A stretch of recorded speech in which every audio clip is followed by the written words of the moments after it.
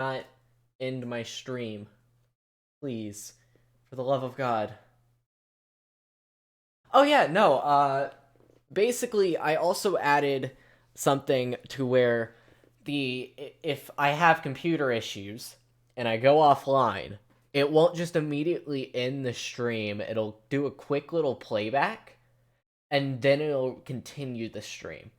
Because my issue is because now hey, I can talk with my hands now.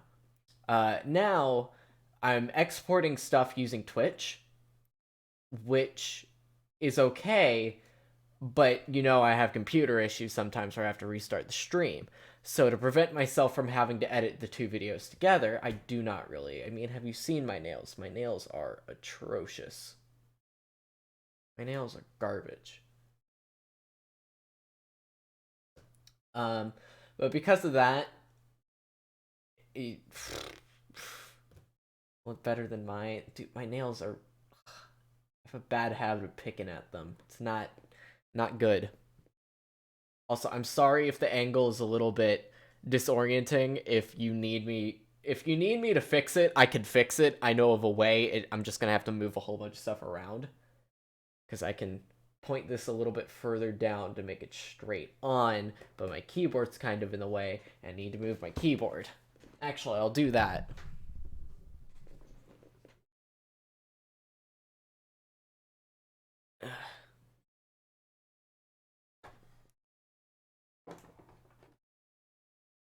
Putting on top of some stuff.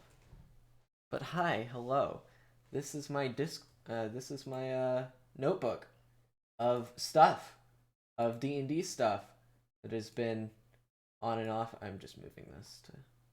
Yeah, you can just see my thing out of the corner. Probably.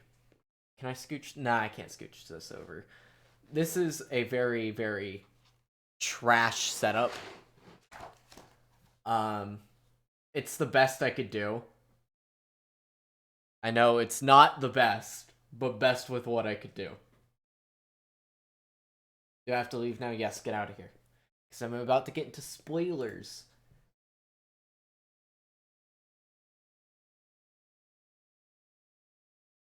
Sad face. Well, you could stick around a little bit longer. I won't get into anything yet.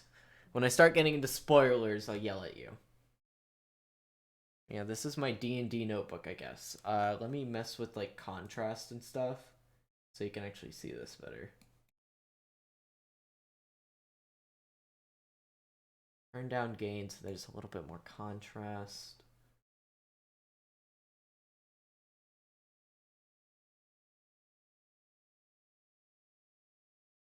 Oh god, contrast is terrifying. Demon. Oh god, that's awful. I mean, that's good for, like...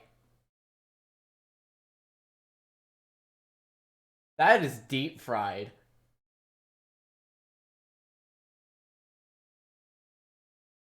Yeah, let me just turn it back to normal. I think that should be good. Good enough. Yeah, that should be good. But, yeah. Jesus Christ. I've been working on this off and on for quite a while now. It's a little bit... I've kept it under wraps for a little while. But I plan to run it tomorrow with some friends. But I still have some stuff to work on. Also, I'm sorry if I hit the desk and it shakes the camera. It is literally leaning on my desk. I will show a picture on stream of what it looks like. It looks like trash. This is the setup. I literally got a tripod, put my camera on it, and pointed it downwards, because I did not want to have to move my ring light. Because what I did when I was working on my calc homework was, well, I'm going to have to be working on my calc homework so I can move my entire ring light. But moving my ring light is annoying. It's very, very annoying because you have to, like, scoot the entire table back. And garbage. Awful. So this is the setup. By the way, I do have song requests on because we are going to be chilling. So I will turn off the background music. And I'm just gonna be working on this for a little while because, again, I am running this tomorrow. I still have gaps in what I want to do, which isn't good when you're trying to make a campaign. I have the general idea, and I will also be going in between different settings. Because I also want to show off the characters. Because I've made a whole bunch of NPCs. Because the general gist of what's happening here is that the players are going to be going to a dinner party where everything goes wrong. And hell, I think you should probably leave now. Because Hell's going to be one of the people playing.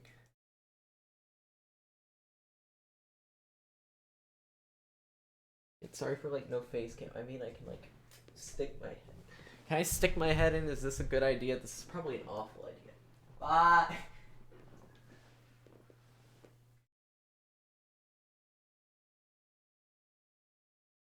But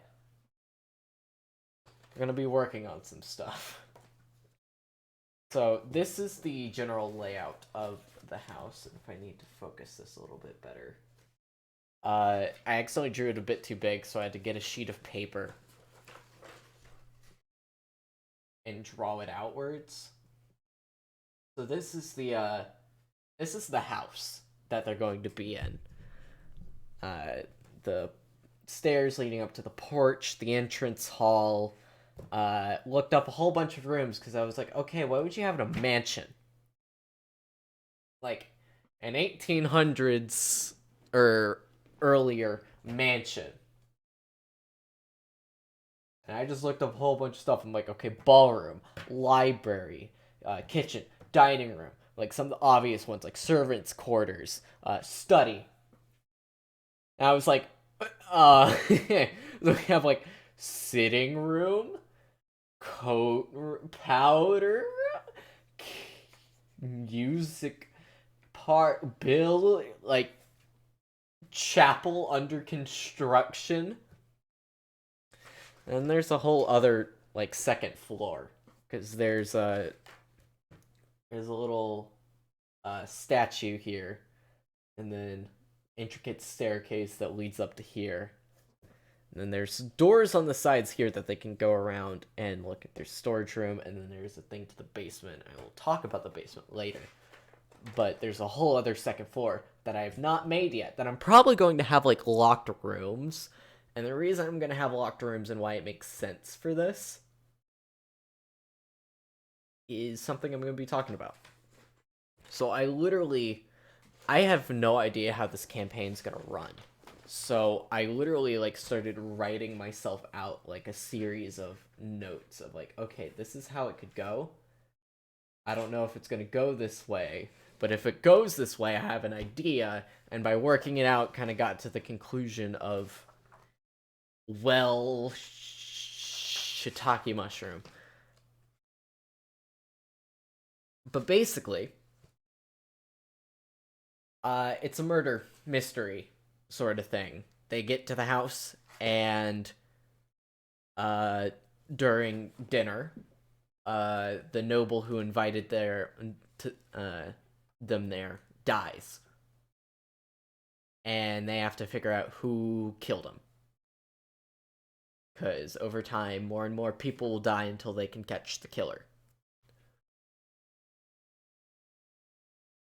And it's very hard. Just pro tip: do not write a murder mystery as a one shot for your very first one.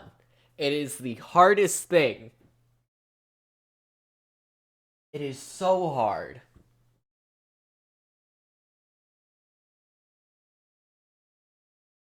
It's like, by God, Jesus Christ.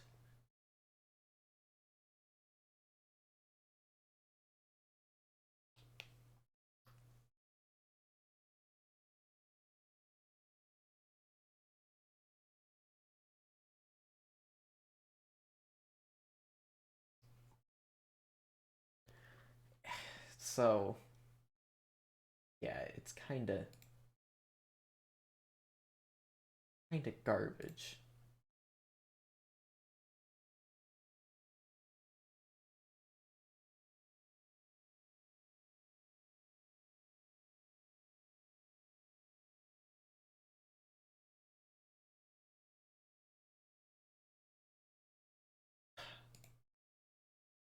So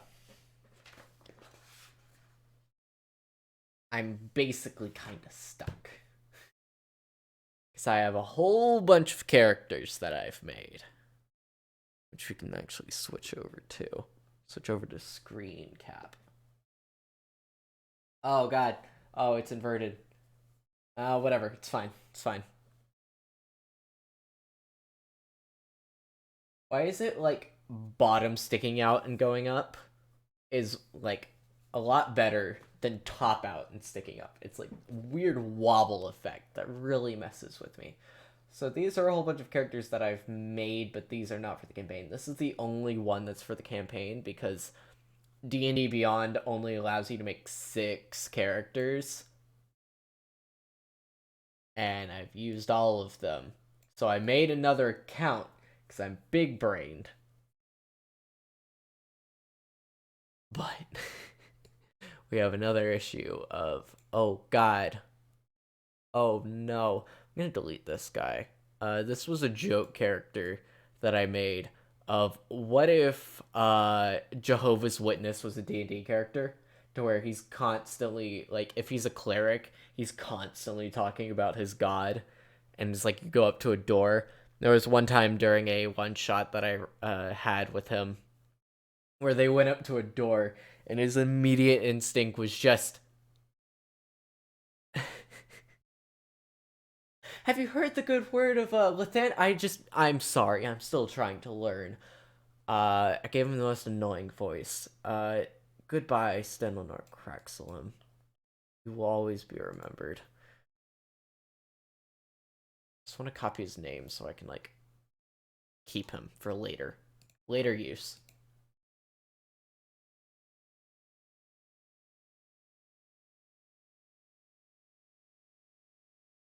Put that in the server that I have for D&D.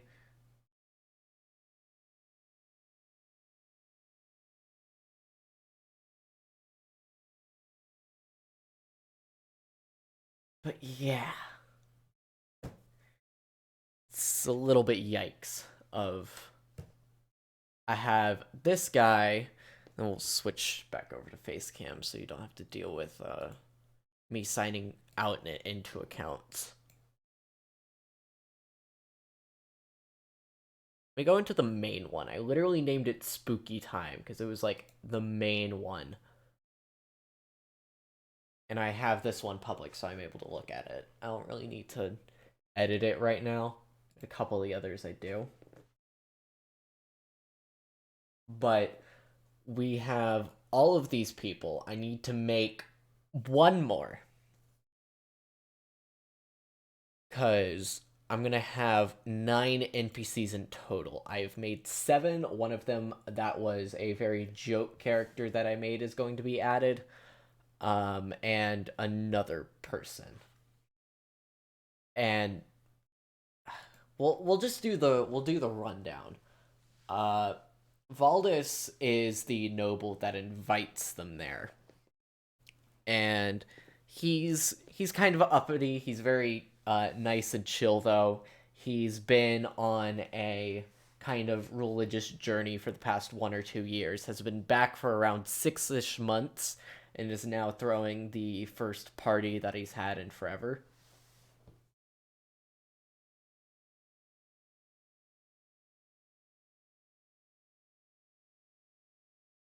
Um,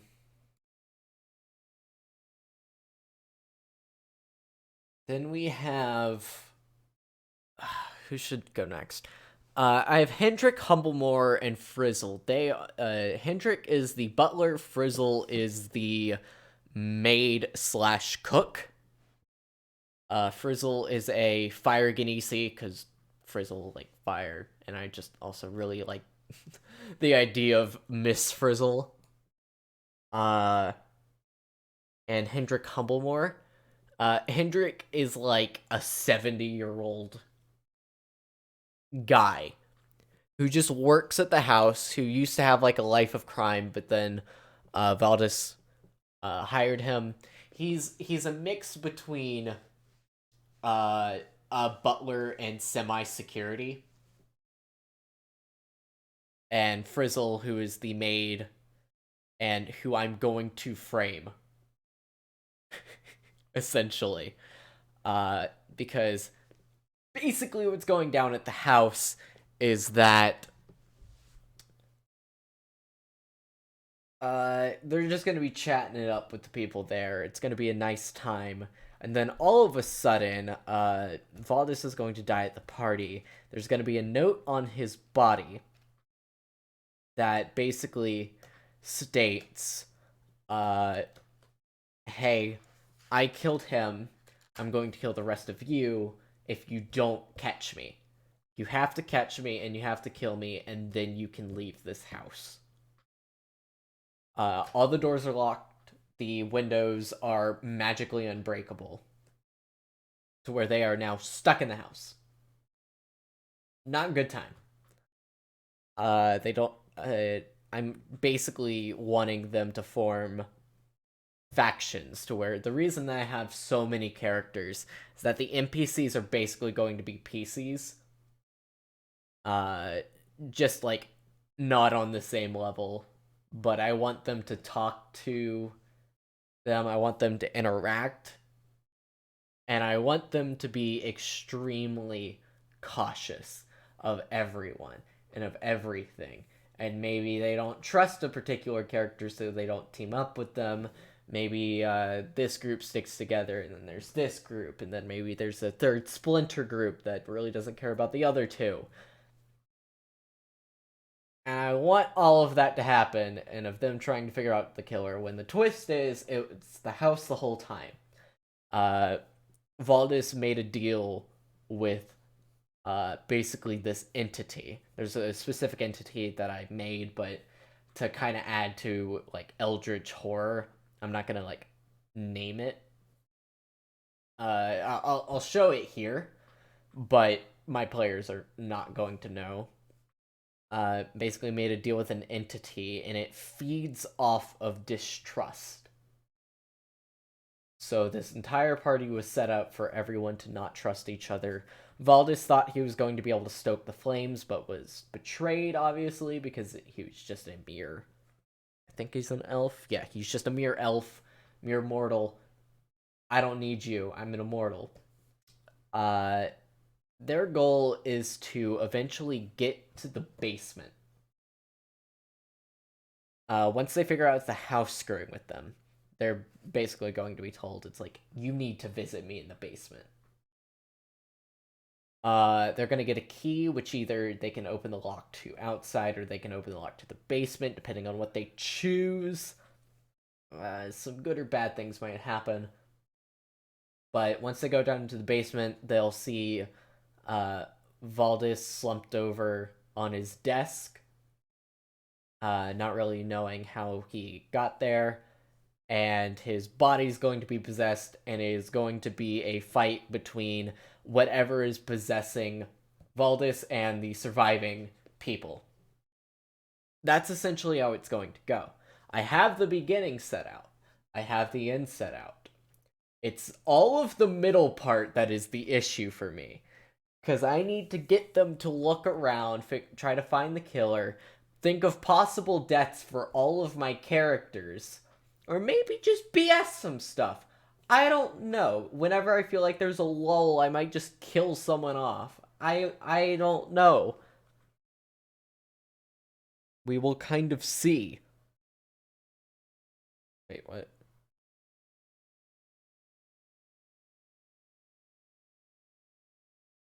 Kill everybody! Hi, Frey. Oh my god, why did you...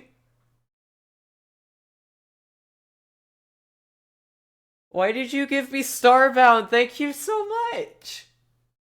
Oh yeah, no, if once I get my check from Twitch, that's about they give you a check at 100, And I have about 50 in my PayPal account. Uh, so I will probably be purchasing some cat ear headphones.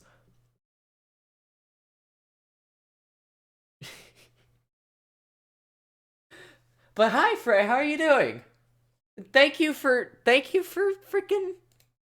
Starbound. Jesus Christ.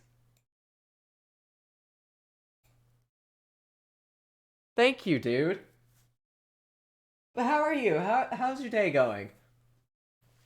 You want to hear about the spooky campaign that I'm trying to write, that I've been talking to myself, explaining it, trying to go through? Dude, I definitely want to play with you. I definitely want to play with you. I was looking at it and it looks a lot of fun. But no, I'm an official carpet. Well, it's quarantine. Like what else are you going to do? Dude, if you want to play it, I am down to play it. Like whenever you have it open, I might message you and go, "Hey, let's do it." I might have to I might either join your world or start a new one so I can figure out what the hell is happening. What am I supposed to be doing here? But yeah. So, basically, this is Frey, have you heard of the book? We can start new character. Ooh, yeah, dude, I want to play. I definitely want to play. Thank you so much. I definitely want to play. Have you heard of the book? And then there were none. Agatha Christie. I think an alternate title is 12 Little Monkeys or something. I know the name. Well, basically, in the book, all of these 12 characters show up to an island, and they start dying one by one.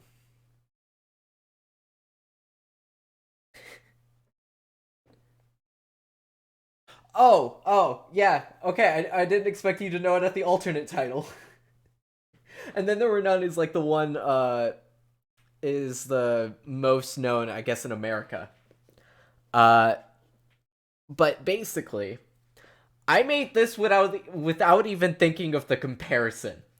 I just came up with it, and then I told my sister, and she's like, "Oh, that sounds like." And then there were none, and I'm like, "Oh, that is." uh, basically, 11, no, 9 people are getting invited to a dinner party hosted by Valdis Doyle, a local noble who has been on a religious journey for about 1 or 2 years and came back. It was a trip to find himself. He's been back around 6 months and he's now hosting a ball, or hosting a dinner party to connect to a whole bunch of people that he knows/knew to catch up with them. At the party is going to be the 3 players of Hell, Brooke, and Marlowe. And then I have 9 NPCs of Valdis, 2 servants, like a butler and a maid, and then 7 other NPCs. This is the layout of the house. I have not made the top floor. This is basically how it should go down, of when I was trying to write out what everything's happening. But basically, Valdis hecking dies, and then they get the note from the killer basically taunting them and going, "If you ever want to leave this house alive, you must find me and kill me." Yeah, who killed Markiplier? Um. Uh. So basically, it's I will kill until I am the only one left, unless you kill me first. This is basically the gambit of we're throwing down the gauntlet. This is it. You're in a house. One of them is the killer. Who is it? And all of the NPCs are basically going to know as much as the players know. And I made a custom mechanic to where it's going to be harder to figure out the truth, which I want. I want it to be a game of distrust, a game of alliances, and maybe someone gets thrown under the bus. They might figure it out. I'm letting them kill whoever they think is guilty, but if they kill someone that they think is guilty and they are not actually guilty, they might be killed themselves, unless it's like a mob mentality kind of thing. I just want to see what happens. I want to see what happens. Here's all of my characters. I will go through each of them. Again, I'm sorry about the webcam being flipped, because I had to flip it personally. Yeah, no one knows who the killer is. The twist is, it's the house itself. Valdis made a deal with an entity that feeds off of distrust. So by doing something where everyone distrusts each other and think that they're the killer, they're getting so much food off of this one situation. Basically, once a lot of people die, they're finally going to be able to get to the basement. And once they get to the basement, they find Valdis's dead body slumped over on a desk with a pin in his hand. It looks like he's been the killer all along, killing in the background. And it turns out, he's actually been dead this entire time. It's been the thing possessing the house, which has actually been killing everyone. They have to fight Valdis's dead body and then escape. It's going to be a good time. And then there were none, but with a twist. And then there were none and House of Leaves, basically, because I want. I don't know what the top floor is going to be. I've used most of the rooms that I could see probably being in a house down here. I might actually change some of the rooms to be upstairs and just have some rooms down here locked to make it better. Because basically, I'm not going to give them a map. This is for my own use. This is me drawing out the house, so I know what I'm describing. However, they might enter, say, the sitting room, and then maybe 3 hours later, they enter the same room, and maybe they go to the painting room, to where the house is shifting around. It's keeping them off track. I'm going to make it seem where the person is magical, so they might suspect some of the more magical people. Maybe some of them had a bond with something that they distrust.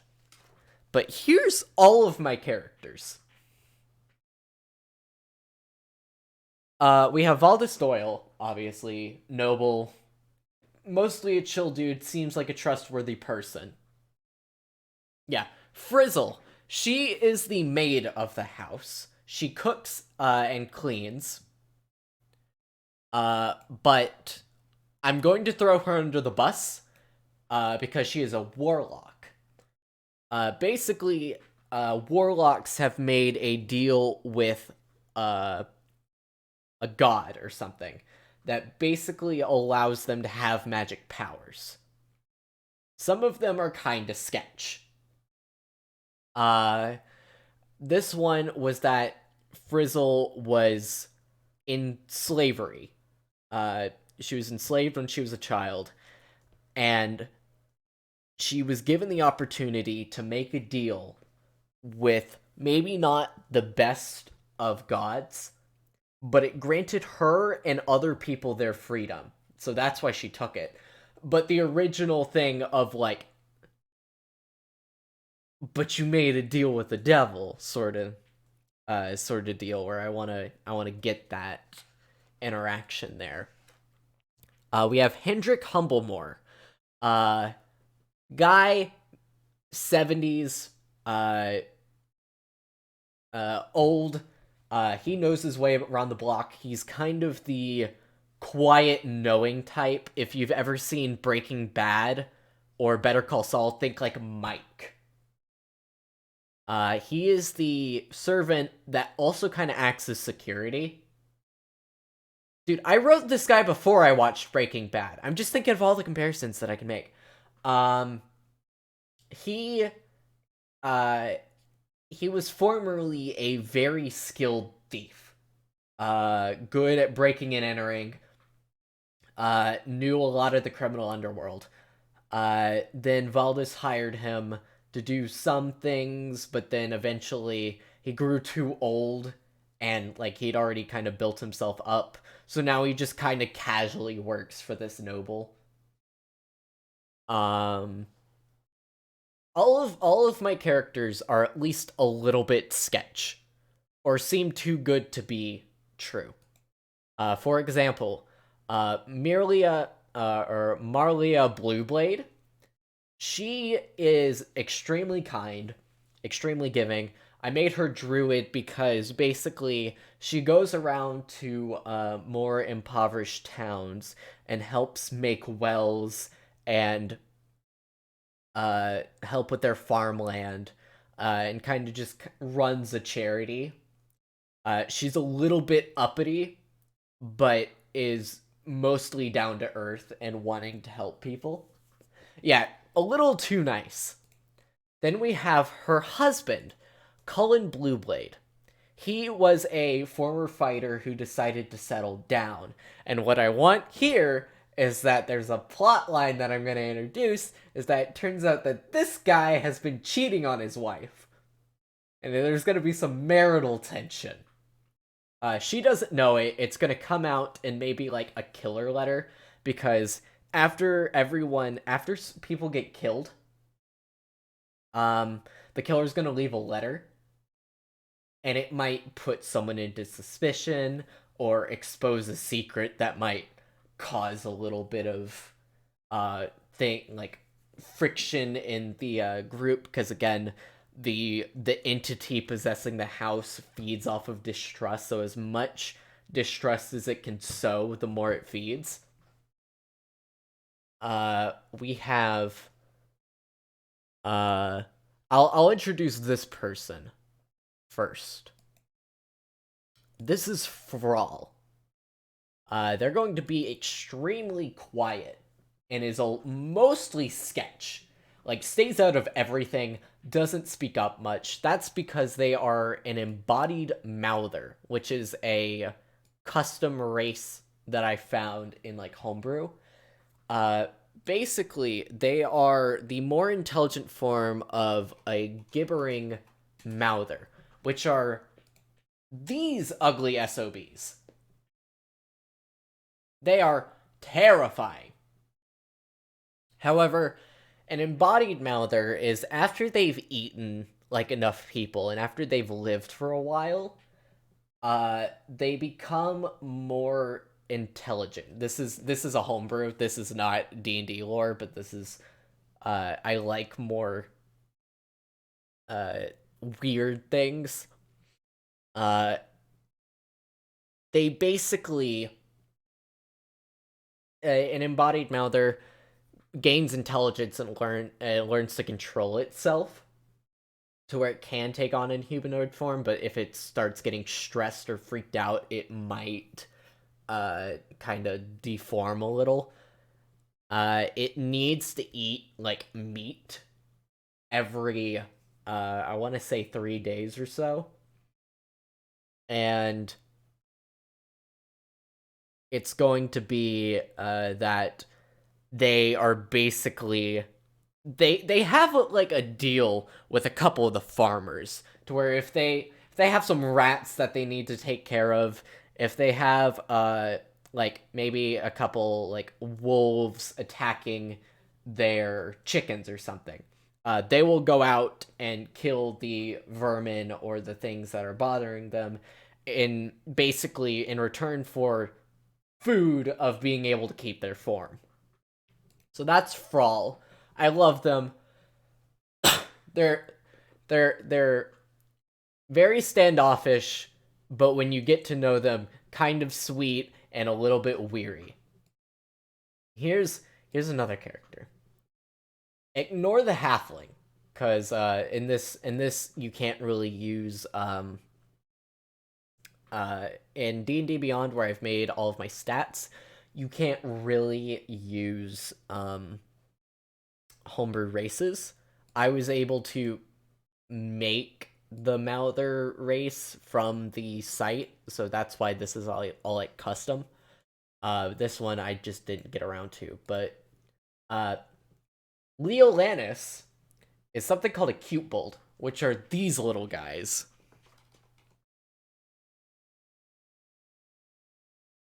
They are adorable. They are really cute. And Leolanis is just the too pure to be real. Just extremely pure, little kind like, oh, I might steal a couple things, but they are incredibly cute and incredibly wholesome. They are going to be the light in this campaign, and I want to see if they might distrust them because they are just too wholesome. Real quick, I'm gonna have to go back to Facecam because I need to sign out and sign back in because I need to pull up another one of the characters, but it's attached to my main account, because with D&D Beyond you can only use you can only make 6 characters until it fills up and you can't make another one. I'm gonna pull Frawl into view, and I'm going to pull up this one so I can go back over. They are public, so as long as I can pull them into view. Well,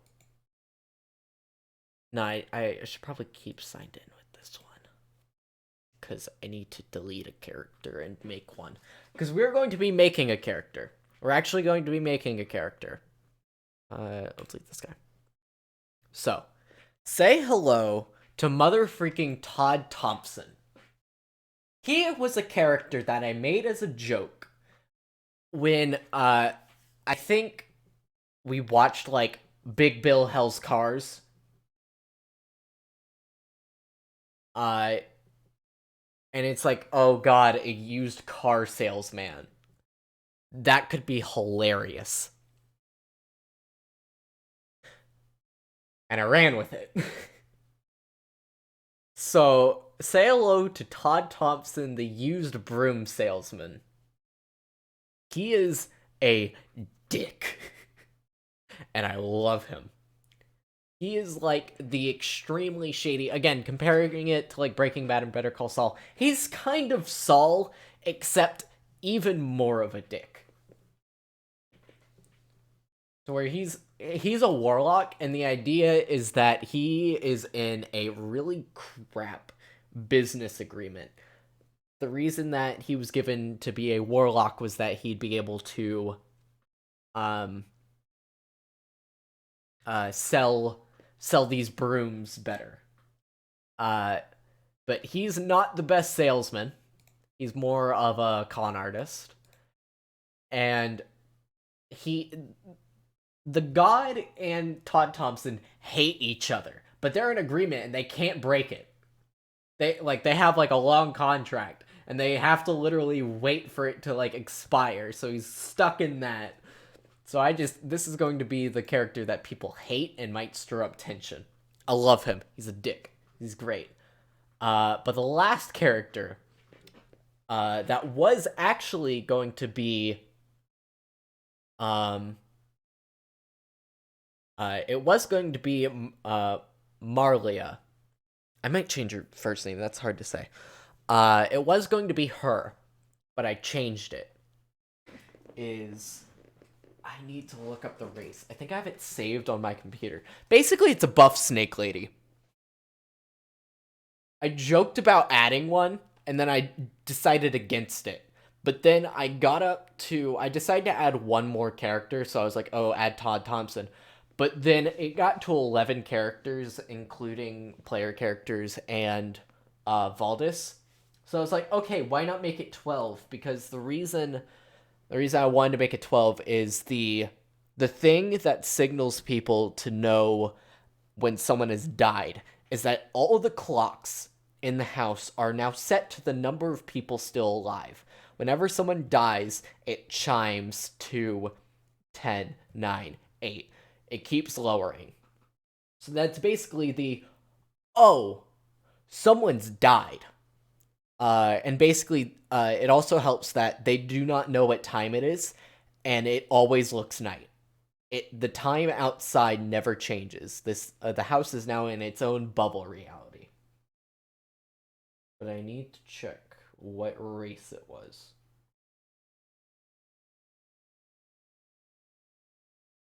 Did I not save it? Wait, no. No, I saved it. It was in a document somewhere. I know I did. D&D races.docs. There we go. Oh yeah, because there was like this really cute frog race that I was thinking about. There was this really cute otter race. There was a panda. I was thinking about those. I have a whole bunch of ones that I have a whole bunch of uh races that I'm holding on to that could be really really fun characters later.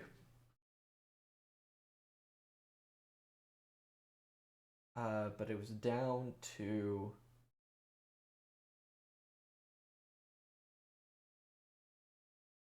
Shadowhead thing, Ratman but thick, headless knight, charcoal demon with fire hair, skeleton with a mix of bones. Marolith, that's what they're called.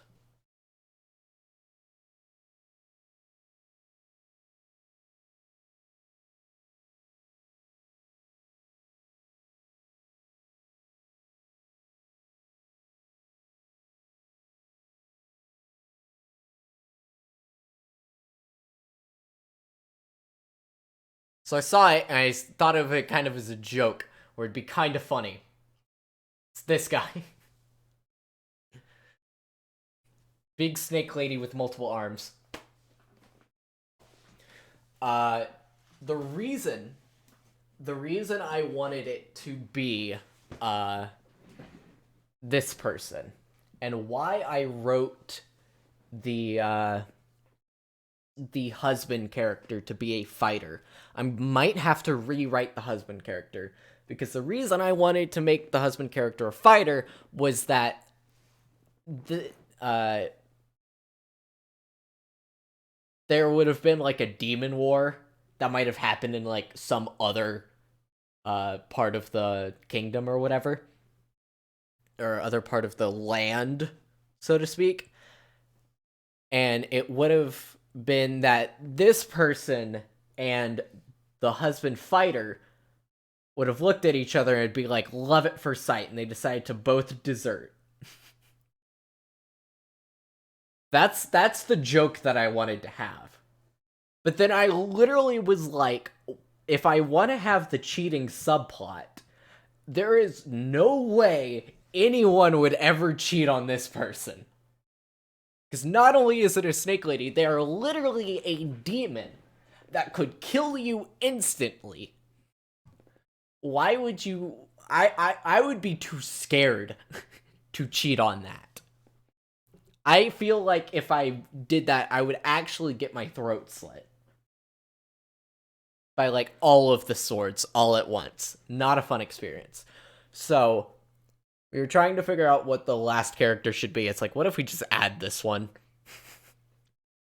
Fun, kind of wholesome demon character that I like the idea of like more demonic, scary looking characters that turn out to be just kind of nice.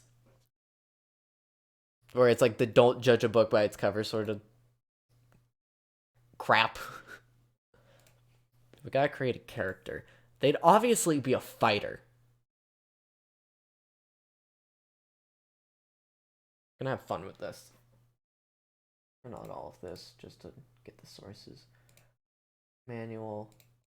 We're gonna have to roll. Now we'll have it fixed. No encumbrance. By the way, encumbrance is garbage. I hate encumbrance. It is the worst. It is the actual worst. Yeah, I made the embodied mouther class. Actually, go back to my characters. Yeah, this one is Collections. My homebrew collections. My creations. Create a race. Create a race. Using existing race as a template. Probably more tiefling, if I had to guess, because it's demonic. It says dark vision. It's a fiend and a humanoid. Yeah, this is the boring stuff where I'm actually making. By the way, song requests are on. So if you want to, like, I might just, like, turn on some, like, lo-fi or D&D music to work to.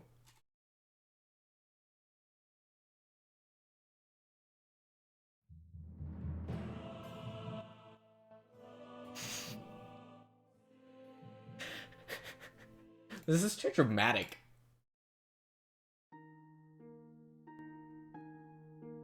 It's too slow. Give me something good. There's a fantasy music.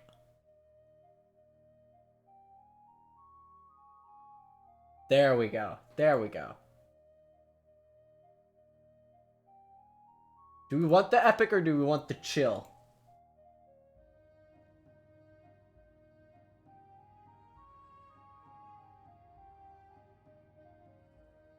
Anything. Okay, we'll just go with this. Probably go with tiefling. No, garbage. Stop.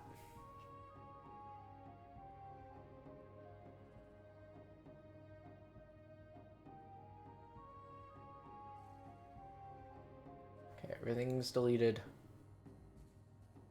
Race group. There's nothing.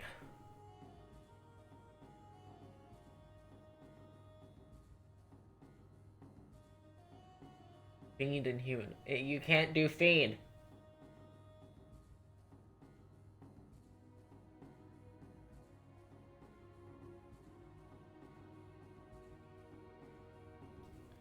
So this is a monolith. Size is... This is a monolith that uses large player size. It would be kind of funny to have a large that isn't able to move around very well, but that would kind of be annoying. Because monoliths are an actual D&D enemy. This is just one that's been modified to be a player name, or player character.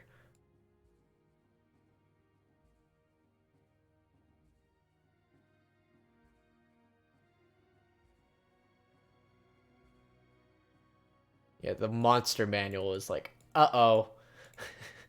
Uh-oh.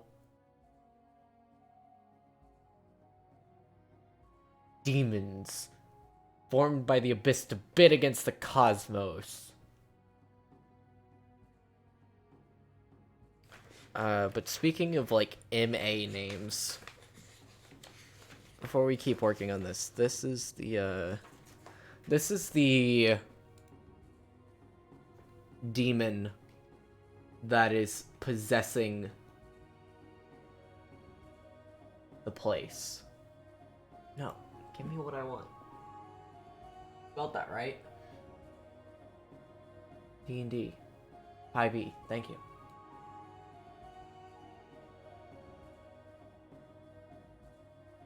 No, you exist. I know you exist. What?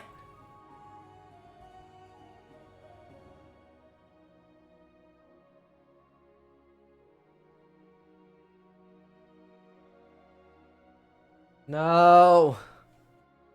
D&D homebrew demons.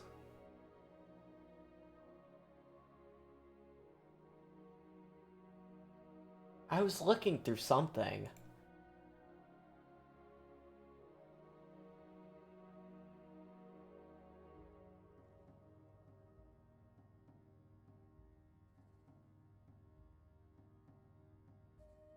Hello, Dragon Craze. How are you?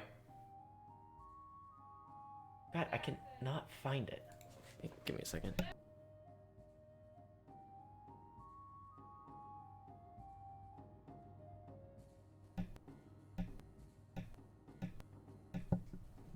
Sorry. What is it you're looking for? I found a list of, like, major and minor demons. And I wanted to show off the one that I found. That I'm basing, the, like, main villain of my one-shot on. I am talking. Okay, good. I was scared that it was, broken.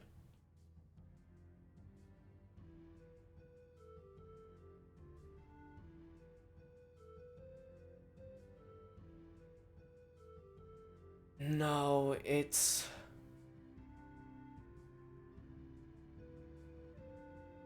got a weird smiley face sign.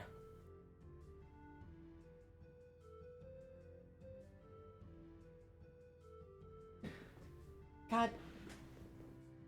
I searched for most of this with my laptop.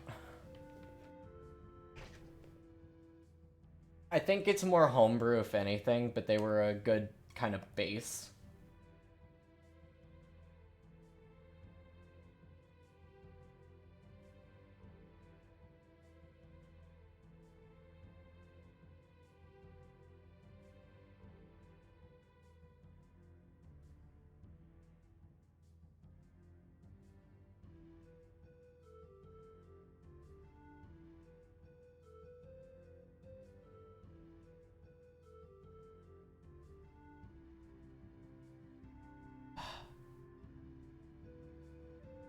I cannot find it. This is annoying.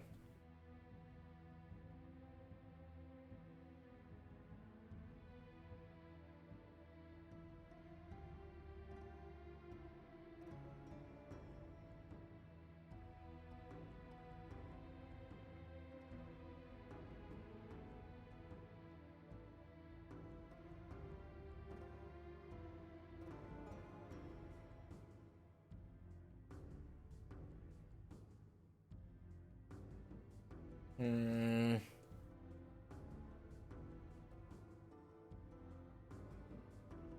I'll look up D&D demons.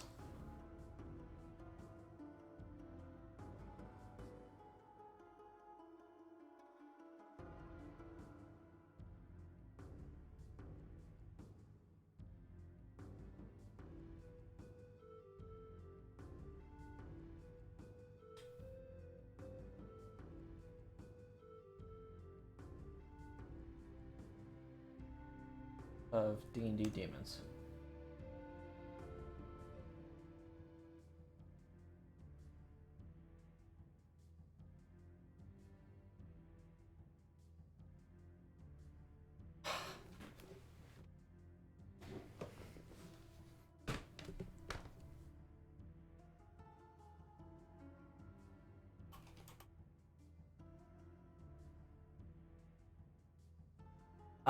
It is a mix between, and then there were none and House of Leaves. What I want. Nah. No, that's not.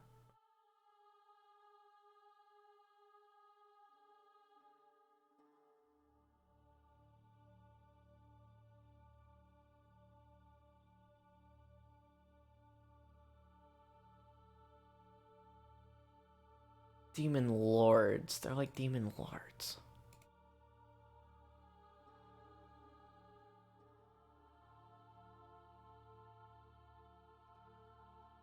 One that began with like an M. God, where was it? Basically, everyone gets invited to a dinner party. The host dies. And it is revealed that there is a killer in the midst.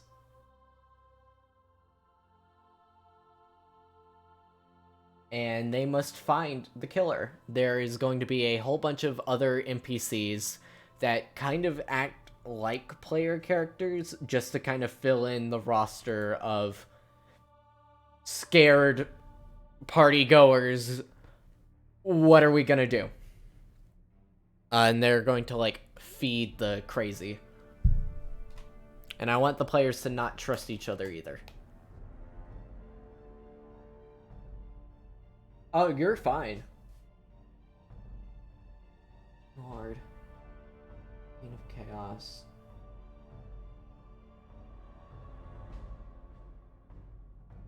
Queen of Suck. No, that's not what I wanted. Oh, no. There was a specific, like, D&D site. Or homebrew. Let me just look up homebrew D&D. Kinda. But basically it's gonna get revealed that it was not any of the players or any of the people that they were talking to, but it was it's the house itself. Basically, the host made a deal with the demon that I'm trying to find, that feeds off of distrust, which fits perfectly into this. They were trying to get everyone to distrust each other so the demon can feed. Yeah, kinda. The reason that I say, and then there were none, is that it starts off with 12 characters that then die one by one, which is accidentally what I'm ending up doing because it fits with... I'm using a clock as my indicator of, okay, someone new has died, you need to go find them.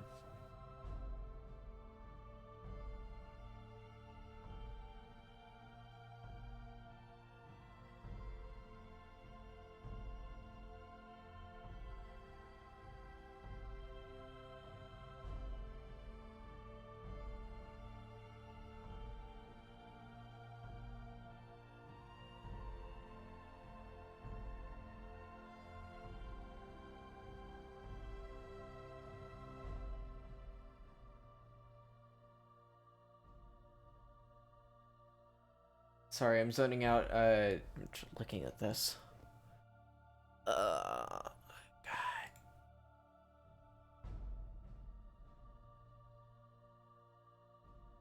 Yes, this guy. There we go. This is homebrewed. But I found it. It's a monster. It's all about, deceiving. Goddess of cunning and trickery. She appears as a beautiful, young human woman with 4 black eyes. However, this is merely a disguise, hulking 15-foot-tall monstrosity with the torso of a large woman. Again, I'm going to take from this. This is kind of my inspiration. I also love the very creepy symbol, because I kind of want to use that of, like, oh, you find it places. Little code or creed to follow. Known better than to draw attention to themselves, have no profane ritual or days. Break apart relationships slowly without anyone noticing it was them. Which is perfect.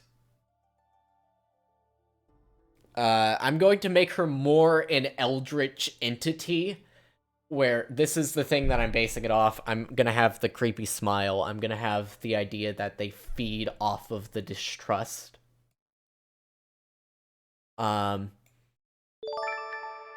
Thank you for the follow, Dragon Craze. Welcome to the I still don't have a name for community. The Chaos Crew. Oh, that sounds too cheesy, though. Welcome to the Chaos Crew. God. Sounds so cheesy. But I like the idea where it's like, you can't draw attention to themselves, so... Valdis is this very chill wizard, bro. He knows a bunch of people. The Chaos King. No! I hate and like Chaos Crew at the same time. It's awful, but it's not awful enough. But this is my creepy ass person that I'm using as, like, the giant, the thing that's causing all of this. That then possesses Valdis's body and ends with a fight that they kind of let them win. Killing them off doesn't really do anything for her. Just, like, leave no witnesses, but it's more to just leave a message of almost letting them go. Having them be scared of her, having her name or, like, their experience be known, and even if they tell anyone, no one will trust them. And again, sowing distrust. So that's my idea. So now we're gonna make this Merilith character, because Big Snake Lady as an NPC is going to be really funny. Because I've talked to someone that'd be like, oh, if a Big Snake Lady's in the campaign, dude, of course I'm gonna try to hit her up. But the thing is, she's going to be very happily married. So it'd be really funny to see them try to cuck this person's wife.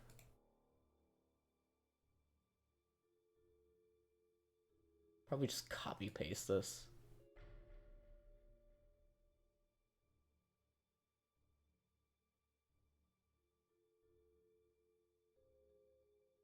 Yeah, cute bolts. They're very, very adorable. Description's gonna be that.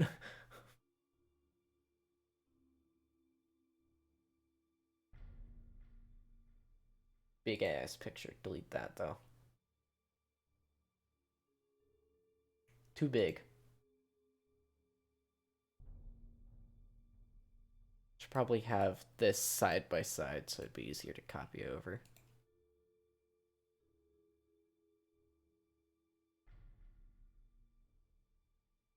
Snake Lady. Their walking speed is 40 feet. Oh, they are speedy. Creature type is fiend and humanoid. Don't need this. They aren't really part of any race group. Love sub races? No. Probably. No. Ah, everything reset. Fudge. Oh no, I was making D&D memes yesterday. That was a fun time. I had a game yesterday. That was very interesting to say the least.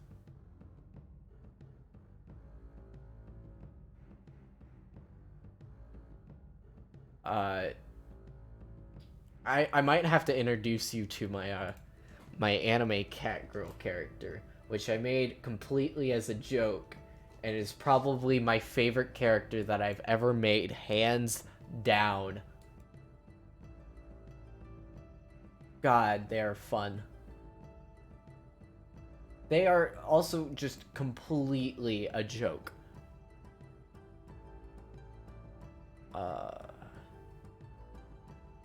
Language. Cancel. Save changes. What do you mean I'm gonna leave the site?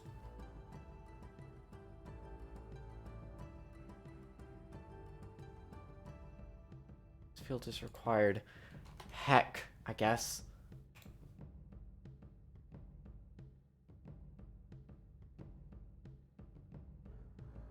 Why was it gonna be like, oh, we're taking you from the site? What? Dark vision. That doesn't matter. Languages. Edit. Common and Abyssal. This is more just to save myself the headache of, like, if I make this, then deal with it.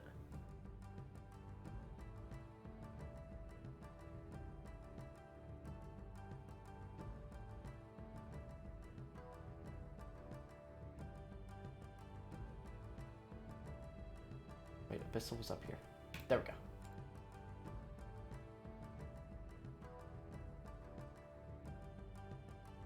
Save that.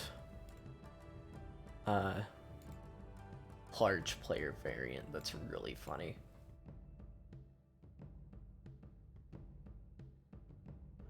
Okay, now your size is 40.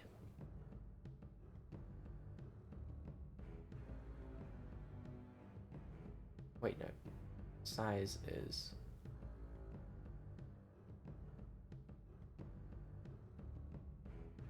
Medium, but they're very tall. They're like 8 to 9 feet. They're big. Wait, no, they're girl. Big girl.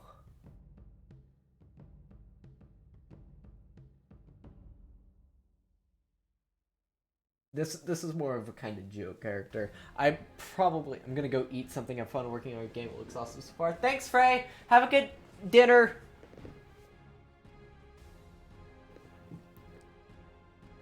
Thanks for being here.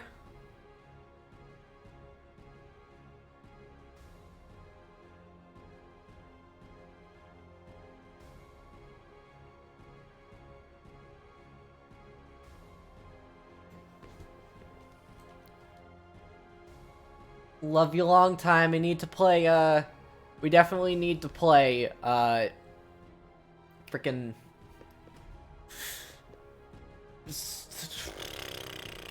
God, Starbound. God, why did I,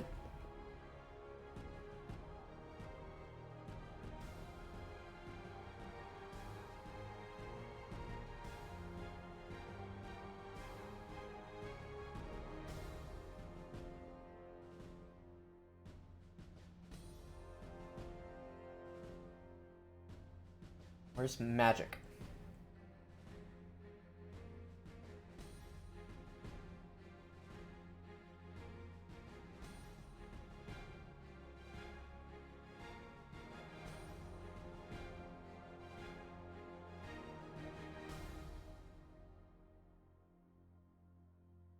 Fire type. Advantage checks on saving throws.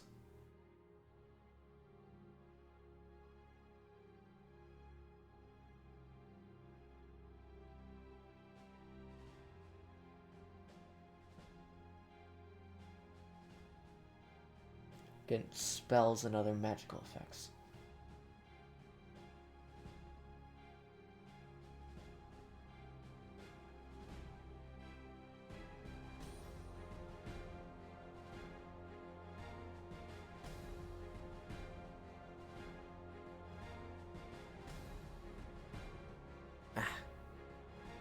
Demonic resistance. Yes, I do realize that this is very boring. Point out my face.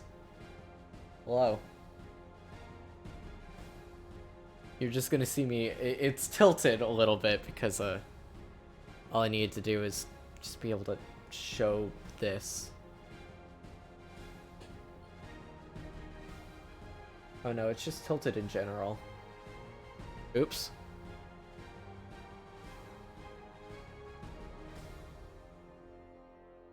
Not that bad.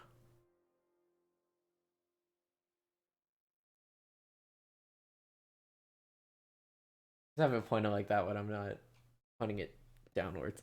God, it's weird seeing it head on. I never stream head on. I'm always like to the side. I'm like, oh yeah. Only see this side of my face. Never see this side. This is really bad acne.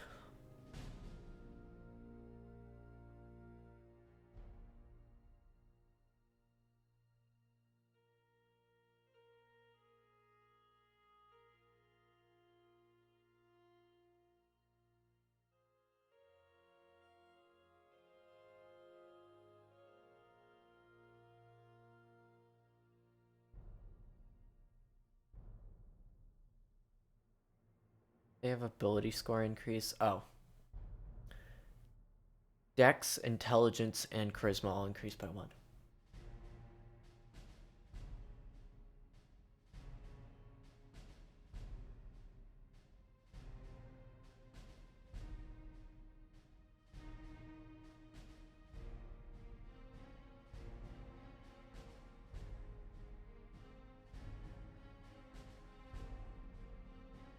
Charisma score down 1. Intelligence and Dex.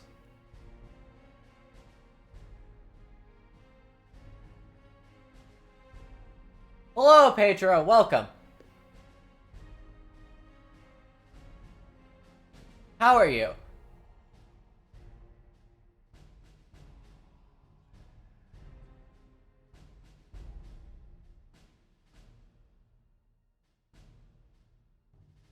Some stuff. Oh, that sucks. Oh, bonus. Oh, just score. Dexterity score. I'm doing pretty good. I am just working on my garbage.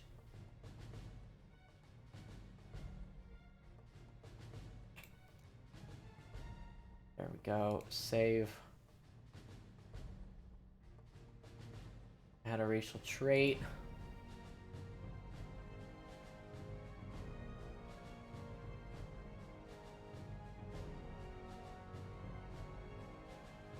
Horror campaign? Yep. I'm making one of the characters right now.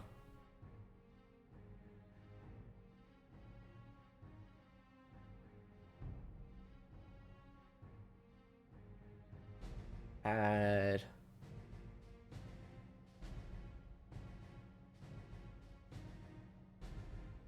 For actions? No. Add modifier.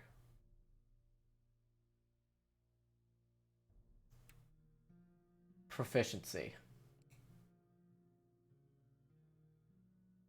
Proficiency with...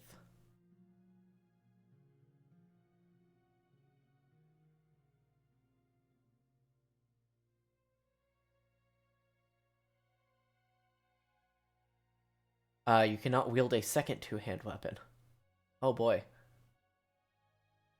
Yeah, this person has 6 arms. It's a little bit cheating for, like, fighting, but they're not gonna... I put it to a vote. Just saying, I put it to a vote. Not my fault.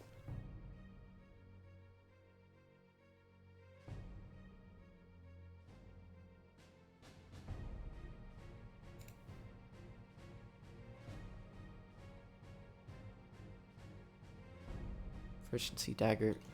Short sword.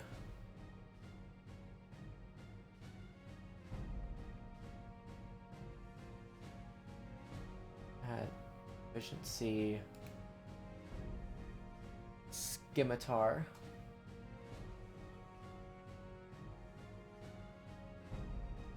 And a longsword. Looks like gibberish. It's just making the race right now in a D&D Beyond just to make it easier on myself. Longsword. Save. We have poison resistance.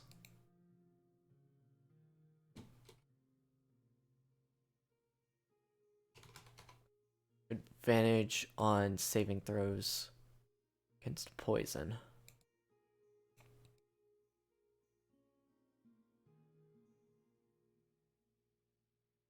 Yeah, so this is the the race, because it's a custom race. It's not in base D&D. It's homebrew. So I wanted to just add it. Again, I'm sorry for the head on camera. It's supposed to be pointed down at my sheets and stuff. Yeah, that's my setup. I just threw it down there. It's supposed to be pointed down right now. It's not, because based off of anything, it wasn't until I realized the comparison. Think of it as, and then there were none, combined with Eldritch Horror.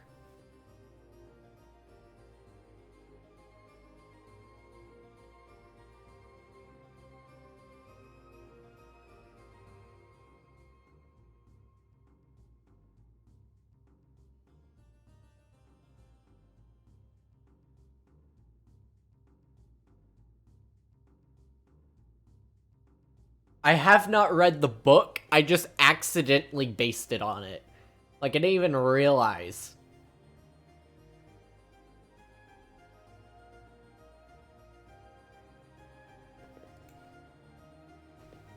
Saving throws of being poisoned, specifically.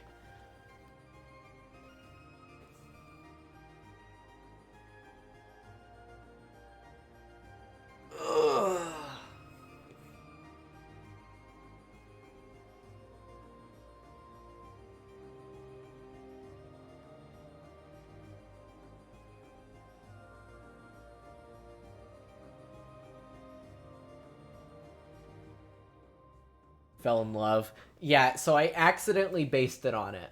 Like, I didn't even think about it when I was writing it. It was like, oh.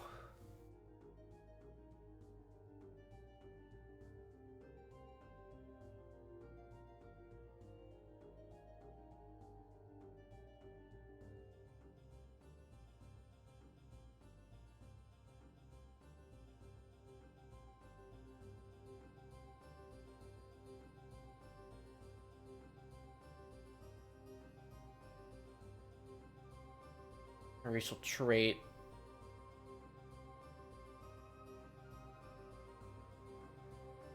Powerful tail. This is an action.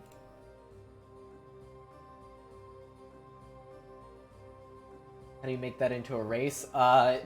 Basically, D&D Beyond is mainly a character sheet maker. And because all of the NPCs are basically characters, because death is possible in this campaign, I don't just want to go like, okay, your character's dead, goodbye. I want it to be, okay, you died, here's an NPC that you can play as. I'm probably not going to kill them, but it's more interesting. And just in case they kind of suck.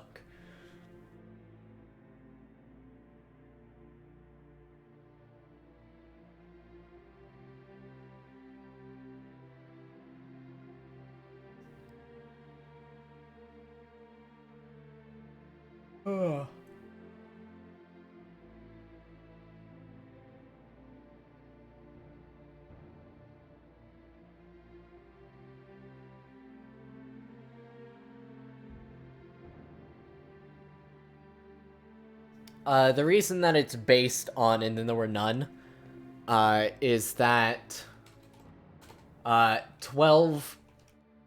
The reason it's 12 is because I'm basing it around a clock. No. This race is just one of the characters. I'm just writing the race right now. So when I make the character, I don't have to add all this later. Or it'd be like, oh, banging my head against the wall of like, oh wait, what's the differences? It's just easier.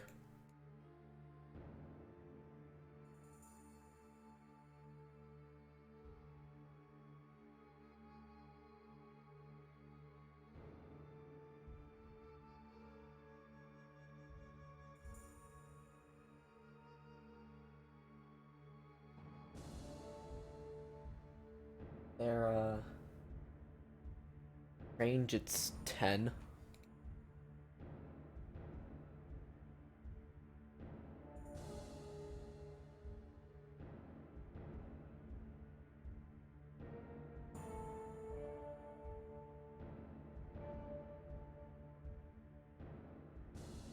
Does no damage.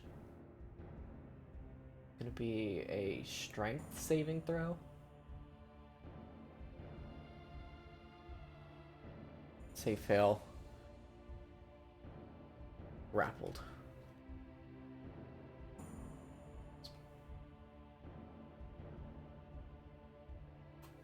Hero. Almost, I have the beginning and I have the end. It's working on the middle. Because basically, the introduction is that everyone's going to be coming to this ball, or this dinner party that the noble Valdis Doyle is hosting. Each of them know Valdis Doyle in some sort of regard. One of the players is a love interest. One of them is just shady street person.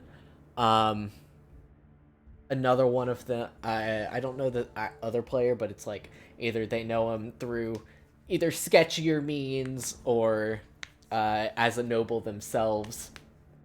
Doyle is mostly stand-up. Oh yeah, no, Valdis Doyle dies. First thing. The opening is just them having fun at the dinner party, them talking to each other, them getting along. Once roleplay is kind of over there, because there's going to be a whole bunch of characters to talk to. It's the introduction to everyone. You need to be introduced to my 9 other characters, because they're basically like the fodder to make this plot work. Doyle, once the dinner party starts, everyone's still going to be talking, everyone's going to have a good time. Then Doyle starts choking and is poisoned and falls over dead. That's what happens. Doyle, now dead, they have to figure out, they find a note on his body, from the killer, basically going, "This was just the first. More of you will come. There will only be me left. None of you will leave the house until there's only, until you either kill me or I am the last one standing." To where they must find the killer before everyone dies. So basically, this is going to be extremely roleplay heavy of talking to each other, looking around the house. Thought it was rhyming. I'm coming up with this. Like, I know the general gist of what the letter is going to be. I just haven't written it yet. So it's going to be extremely roleplay heavy, where everyone's trying to figure out who they can trust, who they don't trust, looking for clues, trying to figure out who it is. Twist is, it's no one. It's actually the house itself killing everyone. As time goes on, and as they start to suspect each other less and the house more, the house is going to get a little bit crazy. They might enter a room that wasn't the room that they entered in beforehand. Like, go into a room, open the door, it's not the hall, it's another room that somehow got connected to it.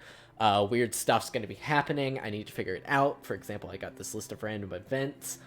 And basically, it's going to be discovered that at the end, they're going to find a key. Yes and no. They're gonna find a key that leads to the basement. In the basement, they're going to find Valdis at a desk with a lantern, with a pen in his hand, where it looks like he's been the one writing them and killing everyone behind the scenes, and he faked his death. Until they go over to him and discover, yeah, no, it's the corpse of Valdis. Turns out that he made a shady deal, and what they're hopefully going to learn near the back end is that Valdis made an extremely shady deal with an entity that he thought he would be able to benefit from, as long as he threw a dinner party and allowed the people to come and fight amongst themselves, because the demon feeds off of distrust. So the more distrust, the more it's fed. And obviously, dealing with where you think that the person next to you is actually the killer, that's a lot of distrust. It's gonna end with a pseudo battle against Valdis's corpse, which is now possessed by the entity. I based it off of a homebrewed demon lord. Oh yeah, no, I have plenty of red herrings. I have red herrings. I have characters who are too pure to be true, but are actually, and they're going to be a red herring in and of themselves. Everyone's going to have something about them that's a little bit shady. There's going to be a couple normal characters, but everyone's going to be at least a tiny bit shady. Whether in their race, like this is, the Marliths are literally demons from hell. You probably wouldn't trust a demon from hell. There's another that's literally a monster that is put together through sheer concentration, that looks like a human, and is nice, but would you trust something that was formerly that? Would you trust something that was formerly that? I have characters who are assholes. I have characters who are really nice. It's going to be that group dynamic of who's going to fall in what. Knack 2, baby!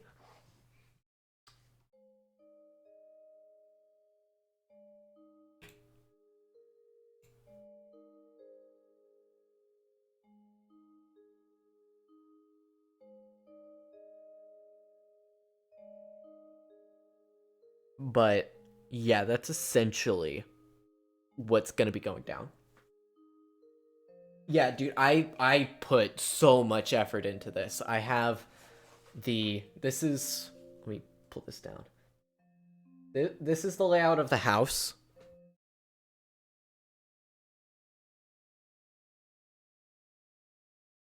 I still need to make the top floor, which I have sketched. I just haven't made rooms.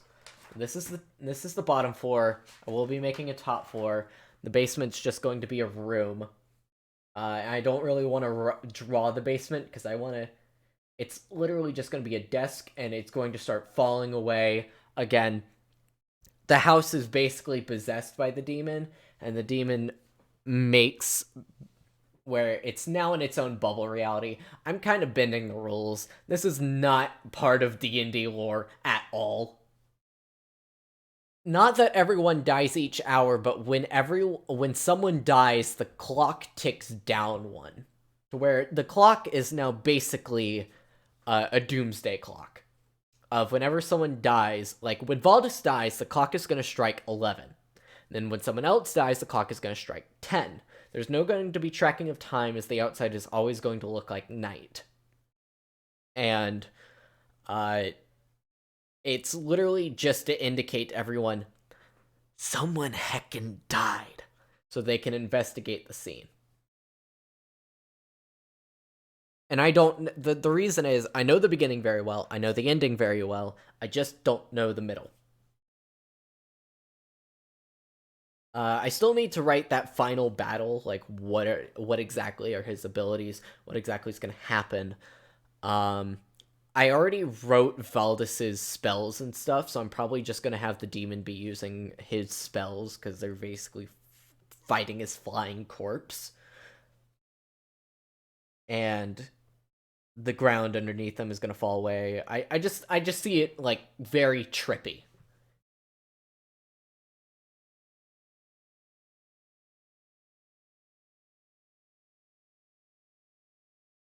No, Valdis did everything under his own free will. He made the deal with the demon. He just thought that he would be the one to, like, he'd escape. Everything would be fine. It was not very smart of him, but he just thought that he wouldn't die. That's why he is the first one killed off, so no one can figure out. It is Valdis Doyle. That is his name. We also have Thrall, who is that embodied mouther. We have Todd Thompson, the asshole. Lilness, the really cute lizard thing. Yeah, close enough. This is I really like the symbol. It's very creepy, and I like it. I want to use it. That's why I chose this person. I literally, when I was making this campaign, I literally scrolled through the entirety of, like, the homebrew races and the entirety of, like, the deities to figure out which deity I wanted to use as the one that he made a deal with. You kill someone, but the clock doesn't count down. I don't know. I have the clock system set in stone.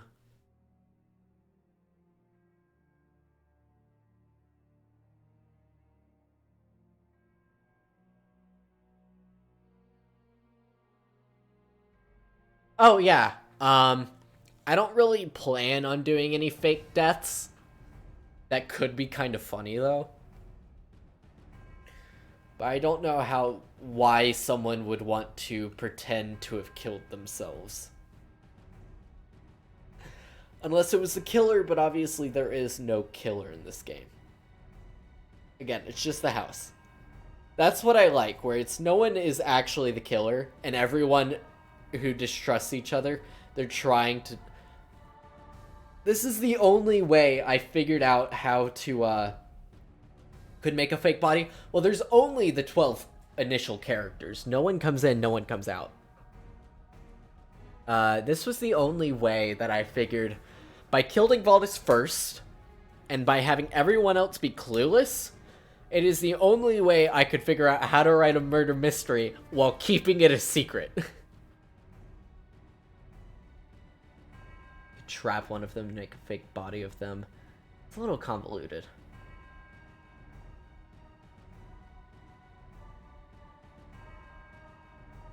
To like frame them, I guess. That could, but I don't know. Counts one side larger when determining your character capacity.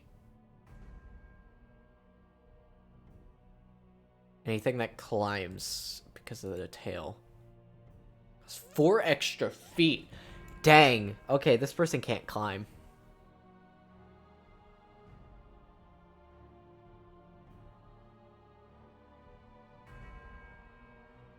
Oh no, thanks for the ideas. Sorry, sorry that I'm being like dismissive. I don't mean to be. Sorry. Are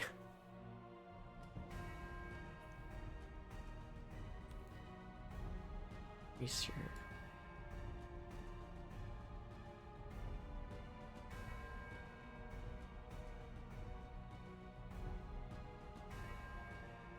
Oh, it increased Constitution too? I'm probably not going to increase that. I get to make this.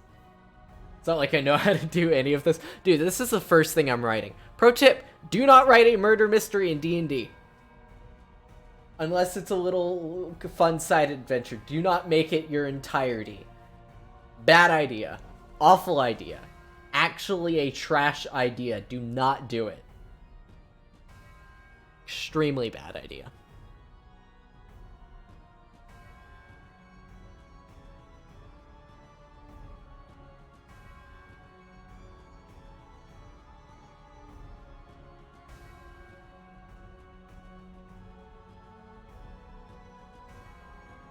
Nightmare, nightmare, nightmare!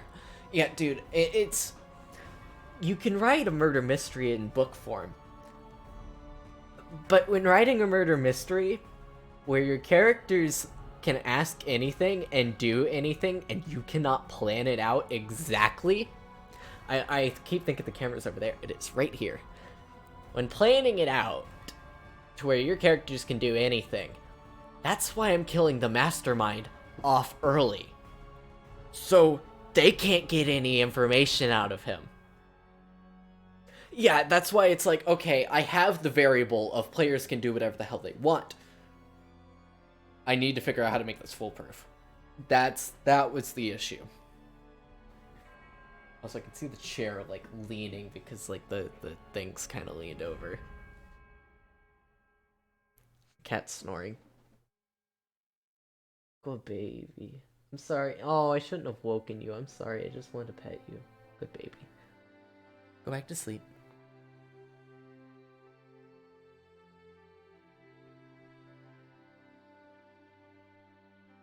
Yeah, this is... I'm hoping that I can get away with... By interacting with the characters that are the NPCs, I can get away with some stuff. Because I don't know what they're gonna do. I don't know what clues they're gonna find. Because not only is killing off the main person very tricky. Super scuffed. I mean, scuffed stuff is fun. The tricky part about making it to where no one is the killer is what clues are they supposed to find? Like, what are they supposed to find? The thing I'm thinking is, like, it's the house planning evidence. That's the only thing I can think of doing. Of planning things where it's like, wait, no, like, a wedding ring. Wedding ring falls off their finger, or is somehow taken off by the house and placed at the crime scene. Because I'm giving I know it's cheap, but I'm giving the house kind of unlimited reign to, like, do things. Which I know it needs to have rules. But at the same time, it's a house that can change in a whim.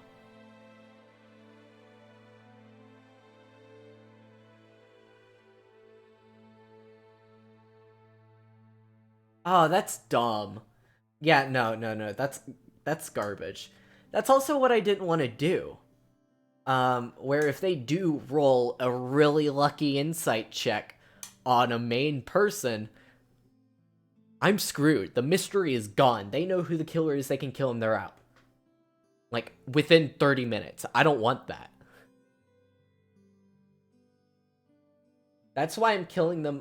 That's why I'm killing the main guy off before anything suspicious happens, so they don't have anything to insight check on.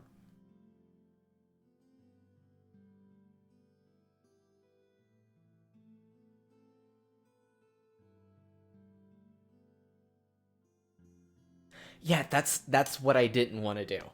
I didn't want to do that. Way over. That sucks, dude. I'm sorry. Sorry that you had a really. I was about to say something and I realized I was on stream. Really crappy DM. You heard it. You heard it almost come out.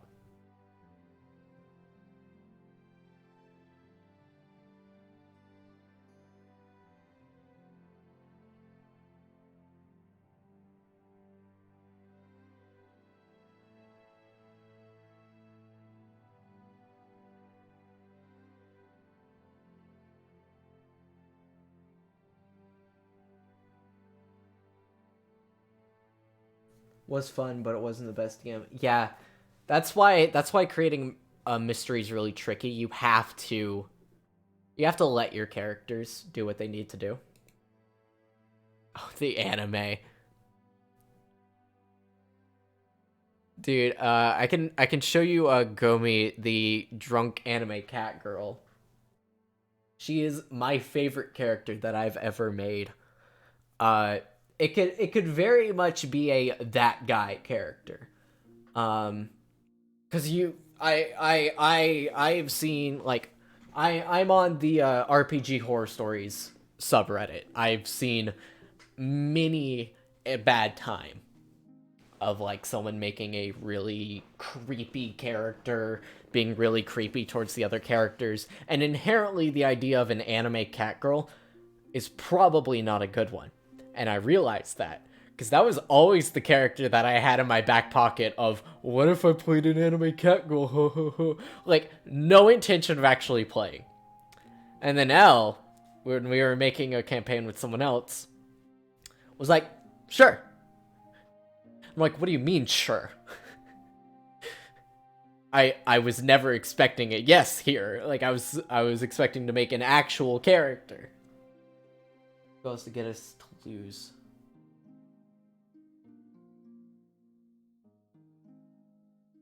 Yeah, that makes no sense. That's dumb. But basically it was like, so yeah, let's make a I was like, yeah, no, I don't say no often. Of just you can play what you want, like within reason. So we spent like an hour creating this character, and the reason she is called Gomi is that her name in Japanese is literally garbage. Her name literally translates to garbage, because the joke is she's supposed to be a dumb, stupid character. I literally wrote her as an alcoholic gambler. And the hook of the story was that you had died and you had been raised from the dead, so you had to come up with a reason that you had died. She just drank her, like, she died of alcohol poisoning after a night of gambling. That was her death. She has no backstory, which I find funnier, to where it's like, no, she's just here. Let me look at the description. Ideals lives life to the fullest. Yeah, backstory. I don't know, fam. I just be here. That's literally what I wrote for the backstory.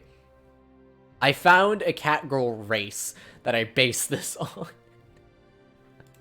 But she is legitimately, and Elle is DM'd. Elle is DM'd a lot. She says that Gomi is her favorite character that she has ever been given. And mind you, this is before we were dating. But oh my god, you can play a dumb character. That's where most of my characters come from. All of my characters come from very dumb jokes that I make. Because after I played Gomi, I'm playing her again now, but I made another character, and I came up with Lilith. Lilith is a succubus, But the entire joke of Lilith is that she's a succubus who can't flirt. All of my characters are jokes. One that I deleted earlier was named Stenlenor Craxelum, which is this uppity name, and it's literally just what if someone from Jehovah's Witness was in D&D? And then we have Todd Thompson, which is, what if a douchebag car salesman was in D&D?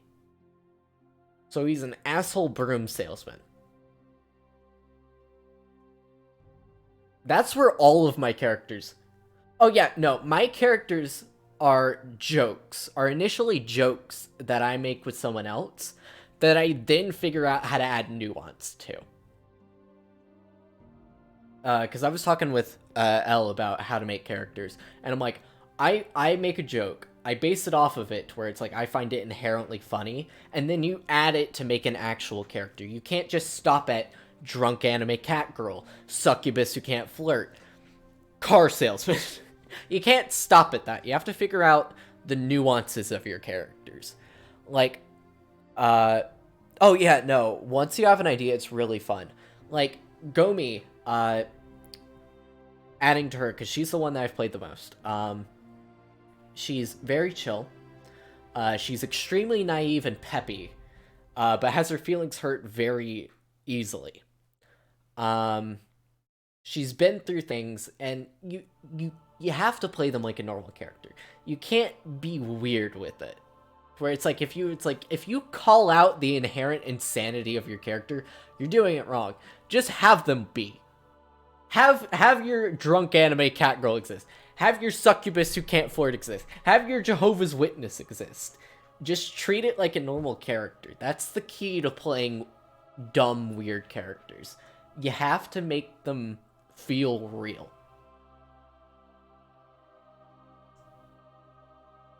And play them nuancedly.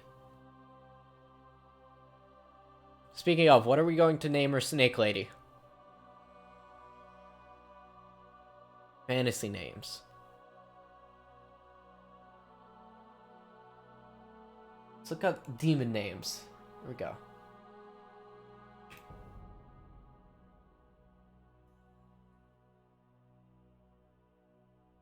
Tara's kind of like that. Cuzguild. Maybe not demon names. Character is an Ammonite. Yeah, no, it's like Sylvia. Oh my god, suck. Actually, get out. Get out. I actually came up with Lilith by looking up succubus names because I like the name Lilith. Like after like looping through it like 5 times, I'm like, that sounds nice. Let's look up first.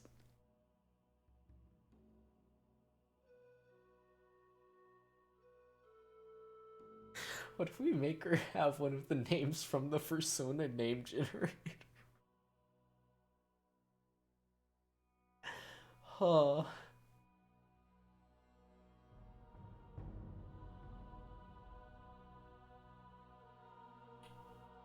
Be kind of funny.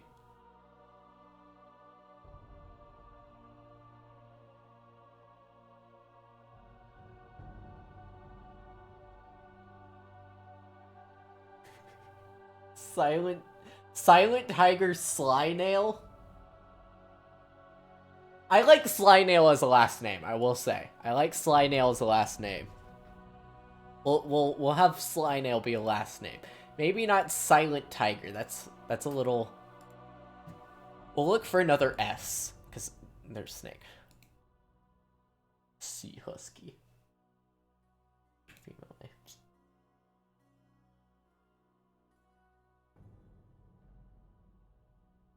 Slynail. Yeah, we'll have Slynail be the last name. I really like Slynail. We'll stop it with the furry stuff. We'll stop it with the furry stuff. It's just really, really funny. I just thought, like, what if? Oh yeah, this is where I started going through this to get like names for cat girls, but then I was like, nah, what if we name them Gomi? I literally just looked up what trash was in Japanese, and it was gomi. Oh, fun times, fun times.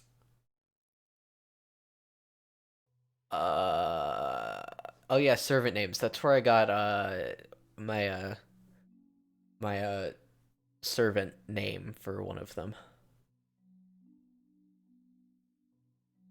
Huh. Killer names? Oh, not fun.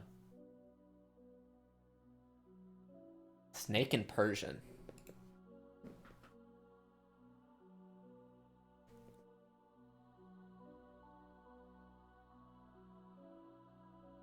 Where's Persian? Why specifically Persian?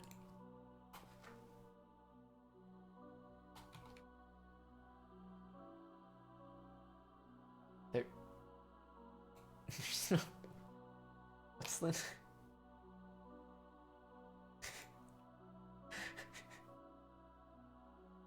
It doesn't have a. It doesn't have a literal translation. Japanese. Heavy. There's no. There is. It's just there. There's no pronunci. There's a pronunciation obviously, but there was no like Google pronunciation.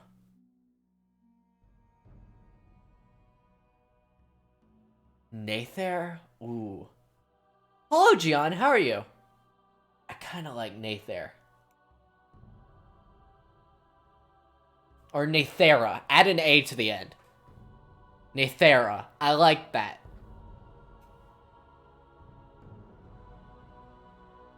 Nathera. Nathera Slynail. I like that. Heck yeah. Did I also play a horror game? I'm not playing a horror game today. You watched me play Silent Hill, right? Speaking of, I will be getting VODs up very soon. There's a whole bunch of them that I've downloaded. I need to get them out. I just takes time, and I just keep forgetting. In all honesty, that's why I changed the command for the archive channel is that I've actually gotten around to uploading. Yes, I'm making a horror campaign right now in D&D. Here's the thing. I want to stream it, but at the same time, that can be a very, very bad idea. But just between you and me, I've actually been trying to work on getting a D&D podcast off the ground for like a year and a half. We just found another player. We're looking for just one more.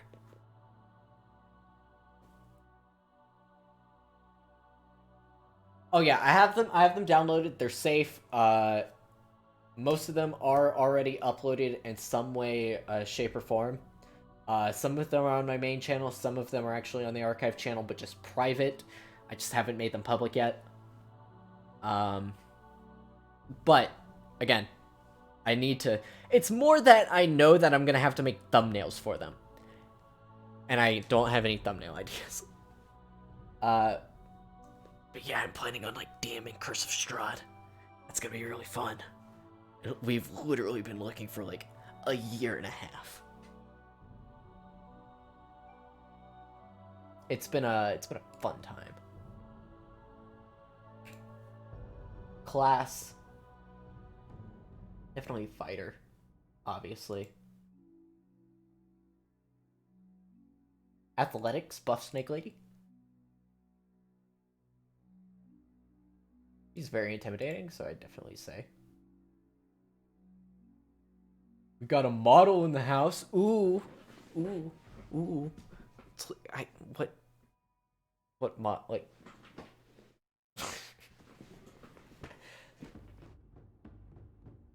Coming out of the idea realm. It's not a podcast channel, but it will be, hopefully... Again, we need to get this off the ground.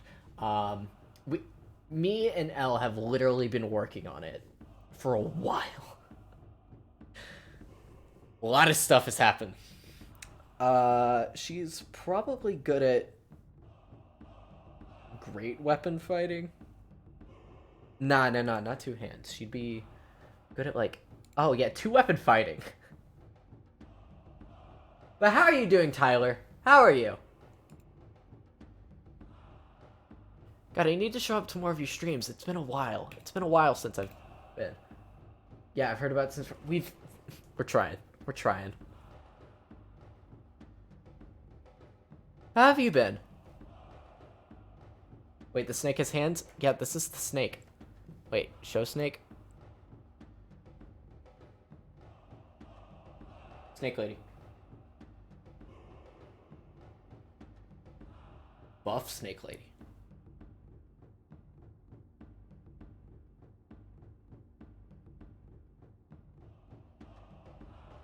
Good, how are you doing? I'm doing pretty good. I'm just working on my D&D. Yeah.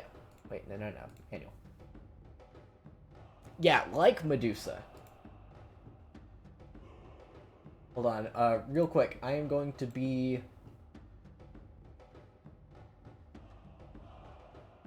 rolling a bunch of times for hit points. Okay. 46. I will be looking at chat very soon. I just need to do this a bunch of times. 5, 6. Oh, that's a really bad score. Wow, she rolled so good, and then she has a really crap score. Giants. Oh yeah, no. Literal giant snake that could talk. That would be lit. Jesus Christ.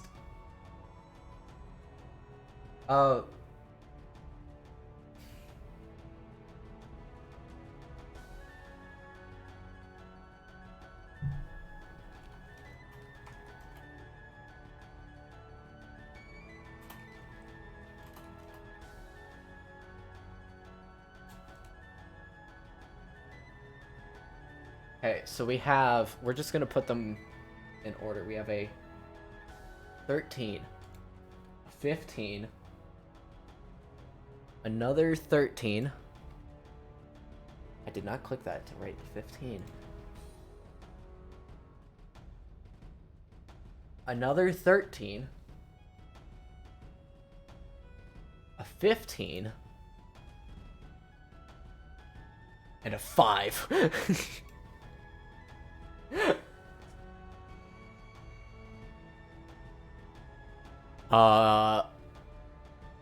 What should... She would probably have a 5 in Dex. She's a giant snake lady. She is not the most dexterous. Let's be real here.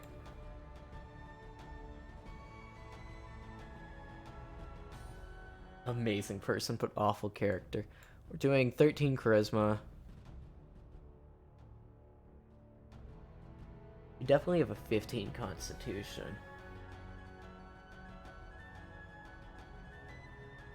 Okay, I'm gonna put her strength and constitution at 15 and intelligence at wisdom at 13. Also, the reason I'm ducking around is because my camera is... My screen is right here. I had to do this. I was trying to make it to where you guys could see the layout. Because this is the layout of the house. These are all my notes. I thought I was going to be working on like layouts and stuff and notes. But I realized I need to make a couple characters. Okay. I've been streaming for almost 2 hours. My dinner is ready. I am probably going to be finishing up this character, and then I'm probably going to end stream. Put this back up with my face. Because I still have some homework to do. And then I'll be working on this some more. Yeah, this is... I love this game. I absolutely love, Wait, soldier. Choose skill. Go,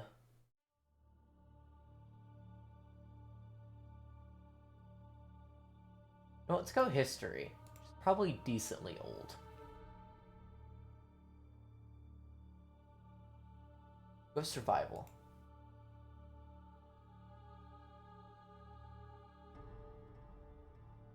Might be good at cards. Who knows? We can deal with these later. Equipment. Choose equipment. She probably wouldn't have that. Okay, she might have a dagger on her coming in. That's all I'm adding, because she wouldn't have, like... It's a dinner party. She's not bringing, like, giant swords and stuff. So yeah, this is our Snake Lady character. And I think with that, I might be ending stream. Oh, I'm upset. Wait. We fixed that. There we go. Cool. But thank you guys so much. Thank you guys so much for being here and for watching. I know this was kind of a dumb one-off thing. I just kind of wanted to show you guys this. I absolutely love D&D. If you guys are interested, I definitely recommend go checking it out. Quarantine is as good a time as ever. Just because... Yeah, no, I've worked on this. I've been working on this. I had the idea originally in, like, November.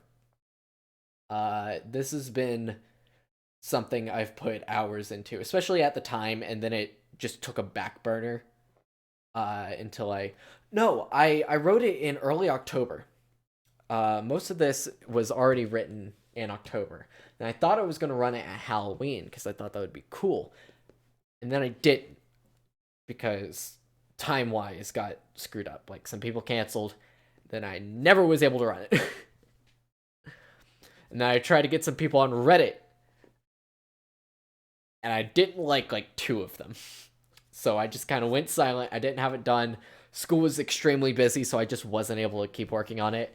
Now with this, it's a long time coming. Hopefully, I pray to God it goes well. Yeah, thank you guys so much for being here and for watching. Let's go raid someone. Maybe someone's playing D&D. Maybe we can find some chill D&D. I definitely want to go find some chill D&D. Let's try that.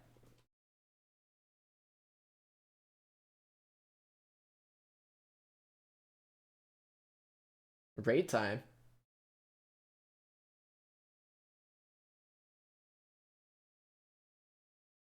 Maybe some people at a lower view count.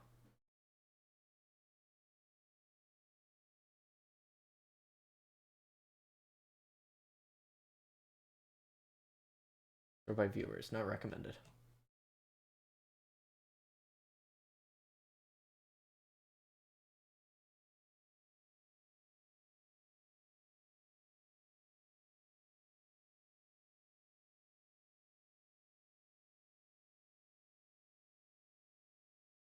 (24/7) marathon, what?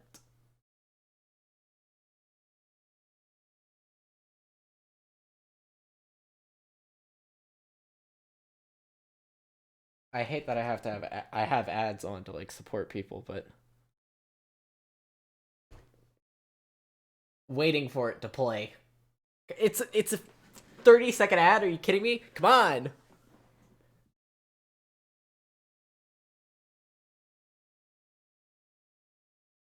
It's the bad sloth commercial from Geico. 15% or more on car insurance. Where are these people?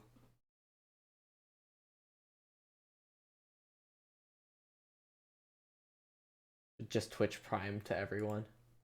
You can only Twitch Prime you can only Twitch Prime like one person.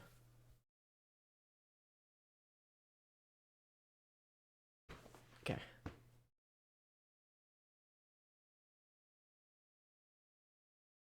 They seem to be having fun. Let's go check them out. So thank you guys so much for being here. Thank you, Pedro, for being here. Frey showed up earlier. Thank you, Frey, for the Starbound gift. Get one per month. Yeah, mine's actually coming up soon. I don't know what I'm gonna up to. But yeah, we finished. Basically, I just I already told you this. I made the Snake Lady character. That's what half the stream was showing off the thing. Half of it was making the Snake Lady character. But yeah. Yeah, she's married, so you aren't going to be able to flirt with her. Haha.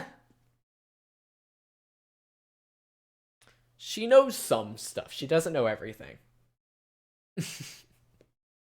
Because it's funny. But thank you guys so much for being here and for watching. I will see you guys. I think I have a no stream tomorrow. There will be a stream Friday. That will be Hollow Knight. Thank you guys for being here and for watching. I'll see you guys next time. Bye.